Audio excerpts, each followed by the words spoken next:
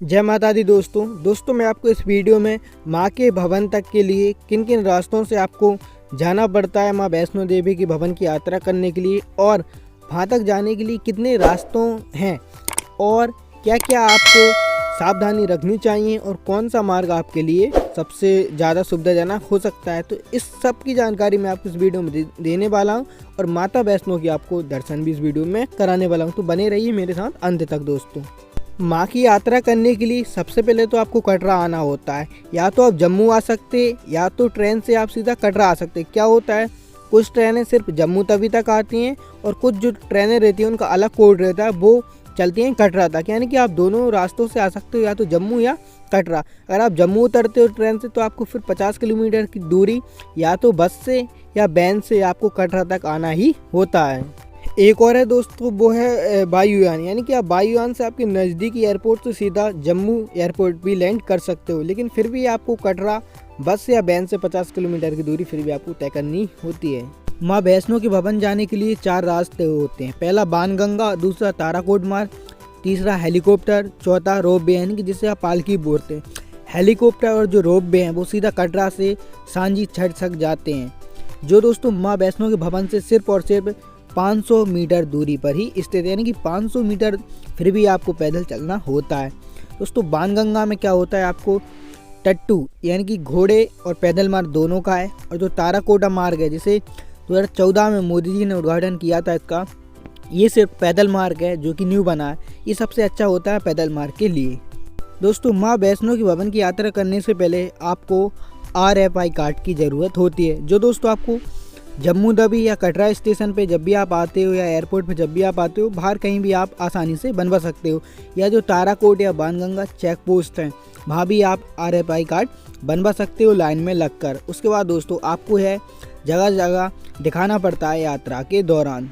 RFI card बनता है free में, और इसके बनने के बाद ये कुछ ही सेकेंड में प्राप्त हो जाता है आपको। उसके बाद दोस्तों आपको 6 घंटे के अंदर अंदर आपको यात्रा चालू करनी होती है माँ वैष्णो की भवन की। तो दोस्तों हमने अब यात्रा हमारी चालू कर दी है। हमने दोस्तों 2 मार्च से यात्रा चालू की थी, जो कि ताराकोट मार्ग है, क्योंकि इस पर घोड़े और टट्टू नहीं जाते हैं, वो अलाउ नहीं है। और ये दोस्तों न्यू मार्ग बना है तो इस वजह से जानकारी भी नहीं है लोगों को, तो इसलिए कम चलता है, तो ये ज़्यादा सुविधाजनक होता है। तो हमने अपनी यात्रा चालू कर दी थी दोस्तों, और बीच बीच में काफ़ी अति सुंदर पार्क हमको मिलते गए। वहाँ पर हमने सेल्फी भी ली और ऐसे ही हमने यात्रा चालू कर दी। दोस्तों कटरा से माँ वैष्णो के भवन तक कम से कम दोस्तों 12 किलोमीटर की आपको यह यात्रा करनी होती है। प्रारंभ की हम 6 किलोमीटर की दूरी तय कर हम माँ अर्धकुंवारी की गुफा के दर्शन कर फिर माँ वैष्णो की गुफा की तरफ बढ़ते हैं। और यहाँ से दोस्तों केवल 6 किलोमीटर की दूरी और माँ वैष्णो के भवन की दूरी रह जाती है, तो हम उसकी तरफ अब निकल पड़ते हैं। और जो दूसरा मार्ग है, उस मार्ग पे दोस्तों टट्टू और आपको घोड़े भी मिलते हैं, जिसके आप कुछ पेमेंट करके 350 के समथिंग आप माँ वैष्णो की यात्रा कर सकते हैं। अब हमारी माँ वैष्णो की भवन की यात्रा कंप्लीट हो चुकी होती है, तो अब हमने दोस्तों माँ वैष्णो के दर्शन करके अब हम जाते हैं 1.5 या 2 किलोमीटर के समथिंग और रहती है काल भैरव के दर्शन, क्योंकि उनकी यात्रा के बिना माँ वैष्णो की यात्रा अधूरी मानी जाती है। तो वहाँ से आप रोपवे से भी जा सकते हो या पैदल यात्रा भी कर सकते हो। हम माँ वैष्णो के दर्शन करके हम अब बढ़ते हैं काल भैरव की तरफ। आप चाहते हो तो माँ वैष्णो के भवन के आसपास भी विश्राम कर सकते हो या थोड़ी देर बाद भी जा सकते हो। काल भैरव के दर्शन करके दोस्तों हम वहाँ पर कुछ सेल्फी लेते हैं। और ये हवाई जहाज़ है, इसका किराया है दोस्तों कम से कम एक साइड से 2100 रुपये है और दोनों साइड से 4200 रुपये होता है। अब अगर हवाई जहाज़ से दोनों साइड की यात्रा करते हैं तो आपको अर्धकुंवारी माँ के दर्शन छूट जाते हैं। जाहिर सी बात है कि आप एक ही साइड से करिए, लेकिन दोस्तों रोपवे और हेलीकॉप्टर से यात्रा करने पर आपको जो है ना वो सांजीकूट तक जाना होता है। वहाँ से आपको 500 मीटर फिर भी आपको पैदल माँ वैष्णो की यात्रा करना ही होता है, क्योंकि माँ वैष्णो के भवन तक वो नहीं जाता है। माँ वैष्णो की कंप्लीट यात्रा करके हम आ जाते हैं कटरा नीचे।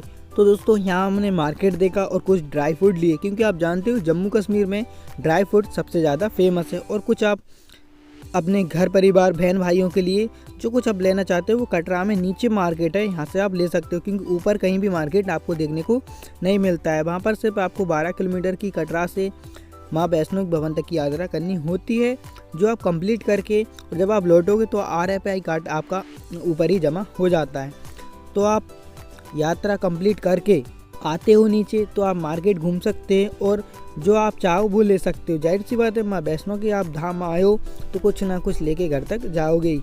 और मेरा स्पेशली आपको बोलना होगा कि ड्राई फ्रूट वहाँ पर सस्ते मिलते हैं तो वो ज़रूर आपके घर के लिए लाइएगा दोस्तों। तो उम्मीद है आपको है जानकारी हमारी वीडियो के जरिए पसंद आई हो तो हमारे चैनल पीके मस्ती 2 को सब्सक्राइब जरूर कर लीजिए। Thanks for watching this video. जय माता दी।